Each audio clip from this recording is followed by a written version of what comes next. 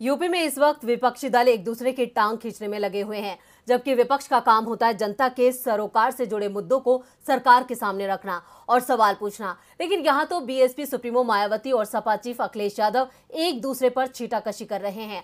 मायावती ने अखिलेश यादव पर जोरदार हमला बोला। उन्होंने कहा कि अखिलेश यादव विदेश भागने की फिराक में हैं। साथ ही मायावती ने यह भी बता दिया कि उनकी दिलचस्पी किस पद को लेकर है। तो क्या है मायावती का सपना, देखते हैं ये रिपोर्ट। यूपी विधानसभा चुनाव में इस बार बीएसपी सुप्रीमो मायावती की सक्रियता को लेकर अखिलेश यादव से लेकर प्रियंका गांधी ने मायावती पर कई गंभीर आरोप लगाए थे।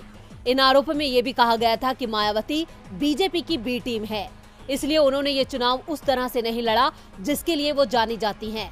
सपा चीफ अखिलेश यादव ने तो यहाँ तक कह दिया कि मायावती को राष्ट्रपति बनाया जा सकता है, इसलिए उन्हें अब प्रदेश की राजनीति में कोई खास दिलचस्पी नहीं है। अब बीएसपी सुप्रीमो मायावती ने आज सपा पर जमकर हमला बोला। उन्होंने कहा कि अब समाजवादी पार्टी कभी सत्ता में आने वाली नहीं है और अखिलेश यादव खुद विदेश भागने की फिराक में हैं। साथ ही मायावती ने ये भी कह दिया कि उनका सपना राष्ट्रपति बनने का नहीं है, वो पीएम और सीएम बनने का सपना देख सकती हैं। वो उत्तर प्रदेश की राजनीति में हैं और रहेंगी। बीएसपी सुप्रीमो मायावती ने लखनऊ में बयान जारी करते हुए कहा कि समाजवादी पार्टी उनके बारे में अफवाह फैला रही है। उन्हें राष्ट्रपति नहीं, सीएम और पीएम बनना है। मायावती ने सीधे अखिलेश यादव पर निशाना साधा और कहा कि सपा के कारण ही भाजपा सत्ता में आई, क्योंकि सपा के कारण पूरा चुनाव ध्रुवीकरण पर हो गया।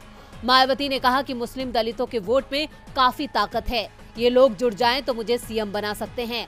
मायावती ने कहा कि प्रदेश का मुसलमान समाजवादी पार्टी से बेहद नाराज है, ऐसे में वो उनके साथ जुड़ने वाला नहीं है। अपने इस बयान से मायावती ने ये बताने की कोशिश की है कि वो मुस्लिम समाज की बड़ी नेता हैं। इसके साथ ही मायावती ने कहा कि रमजान के महीने में बिजली कटौती हो रही है, जो ठीक नहीं है। सरकार को इस बारे में व्यवस्था करनी चाहिए।